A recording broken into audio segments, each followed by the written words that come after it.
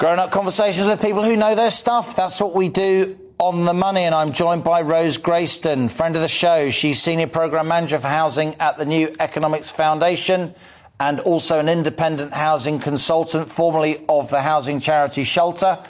Freddie Poser is from Priced Out, a campaign group driven by young people who are sick of renting and want to buy their own homes.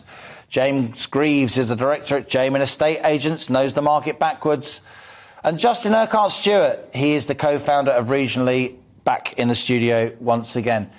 Rose, let's turn to you first. I mentioned before your work with Shelter over the years, a very distinguished housing charity. How do you feel as a young person, as an academic, a housing campaigner, when you see that house prices are up 14% during the year to March? It's incredibly frustrating, but we should not have expected anything else to happen. The really important thing we have to understand is that we have made choices as a country. Our government has made choices which meant that this was bound to happen. Above all, we cut stamp duty in the pandemic for everybody, including investors, including those buying second homes and holiday homes, including buy-to-let investors. This was a crazy thing to do. And it's particularly felt by people in the northwest, in Wales, people in scenic rural places, where house prices haven't just gone up by 14% over the last year, they've gone up by 22% or even more. This is absurd, and it was bound to happen. I speak to MPs all the time now, including Conservative MPs, Labour MPs, the Dem MPs, that say that their crucial services, teachers, hospitals, fire services, police, cannot recruit. They cannot keep their communities going because people on a normal wage cannot afford to live in those places. It's not just home ownership, although that is extremely concerning. It's also long-term lets. We're now seeing with rent costs going up. Rent costs going up, but also in some communities, the disappearance of the private rented sector as an option for people, not just because they're priced out, but because it no longer exists. It's been replaced by Airbnb. It's been replaced by short-term holiday lets. We have to ask ourselves who and what the housing market is supposed to be for. I'm a big fan of holidays. I'm also a big fan of people being able to go on holiday in their own country and not necessarily taking lots of flights every year. But it's simply not sustainable to have a situation where you have communities where people living in that place on local wages cannot even afford to live in the private rented sector, let alone get some proper security through home ownership. Freddie Poser, let's hear from you. How do you feel when you read or you hear me saying what you already knew, that house prices are up 14% during the year to March, according to the Nationwide? It's depressing, and as you say, we already knew, and we knew it was going to happen. It was inevitable. I disagree that it's actually to do with mortgages or stamp duty. All of these are shuffling deck chairs on the Titanic, frankly. We haven't built enough homes. We have more people wanting to live here. If we want to reverse this in the short or long term, we need to reduce planning burdens. We need to build more homes, both for social, affordable and market rent. And we need to build them across the country. It really is that simple. We can ban holiday lets, or we can clamp down on buy-to-let. Hopefully that would make a small difference. But frankly, if there isn't enough space for people to live in, people aren't going to be able to buy the home they want. People aren't going to be able to start the family they want. And we're going to hamstring ourselves and the economy. James Greaves, let's turn to you. You are a property industry professional at Jamin Estate Agents. We're seeing in the data that buy-to-let landlords are returning. Quite a few of them sold during the pandemic, but now they're coming back.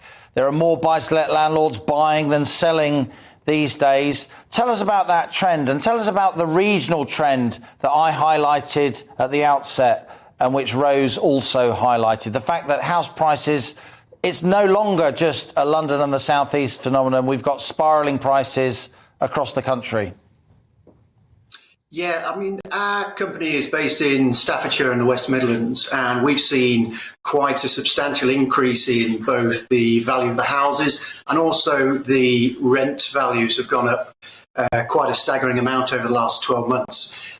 Just to pick up on what you said before, buy-to-let investors have come back after probably 2 or 3 years of quieter times. They've come back this year and last year in abundance. I think a lot of the reason for it is because those that do have a large amount of cash are experiencing such low interest rates in the bank that by investing in property, they can generate a higher return of 5 or 6%, which is obviously detrimental to first-time buyers, because then they are competing with the investors who are picking them up, and without having to have mortgages, they have a lot of leverage and sway over the people that are selling them. So you have the lower-end affordable properties being snapped up very, very quickly by investors, with often 2 or 3 people outbidding each other to buy them. Justin, you're all for high investment returns. You're all for financial ingenuity. You've spent a lifetime in financial services. But we're not building enough homes, are we? Yeah, it's a fundamental issue. There isn't enough. Good old-fashioned supply and demand. But also we've got some structural issues here. The biggest problem we've had here, we don't do the long-term planning. Structurally, where do we need to have the population to be producing stuff, whether it's manufacturing or services, and how do you make sure you've got the transport and facilities and the infrastructure there? We are far too short-term. Also, we then have an attitude that somehow you must own a house, whatever happens.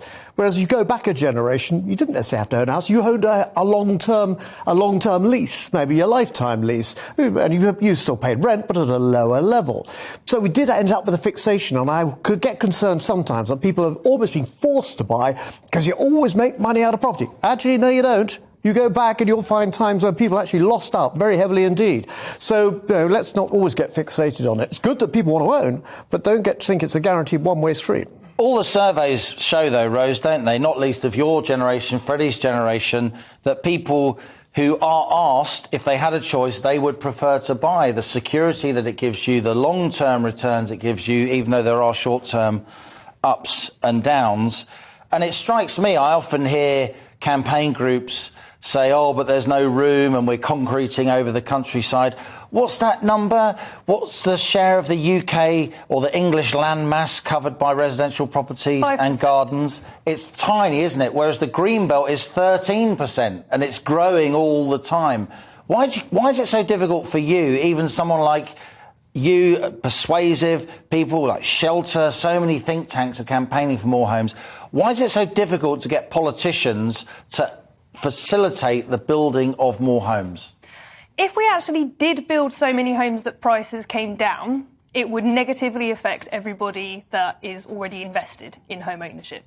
This is the bind that we're in. People in different tenures have really different interests in this area. As you know, I don't actually believe it's possible in the system that we've got to persuade private house builders to build so many market homes that prices will fall, because to do so would mean that they wouldn't make a profit, because they pay for land up front on the assumption that they're going to be able to sell the homes that they build on that land at current prices. But you want them to build more homes to stop them spiralling, so prices level out compared to earnings, rather than facilitating some kind of crash by overbuilding. That is exactly what we need. It's not going to happen unless we reform the land market. I would say the more immediate solution is that we build council housing. We build council housing to meet need. If we've got millions of people that can't afford rents, that can't afford to house themselves decently on the market, as we do, why don't we build homes to meet the needs of those people?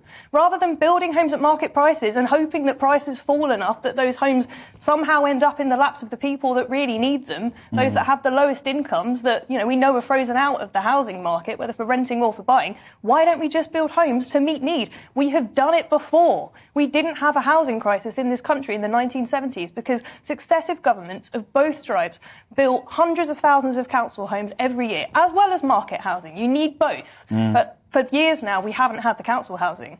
I think 2008 was the last year where we built more council housing than we sold off and demolished through Right to Buy and the like. That is not a sustainable position for this country. Rose Grayston, stay with us. Freddie Poser.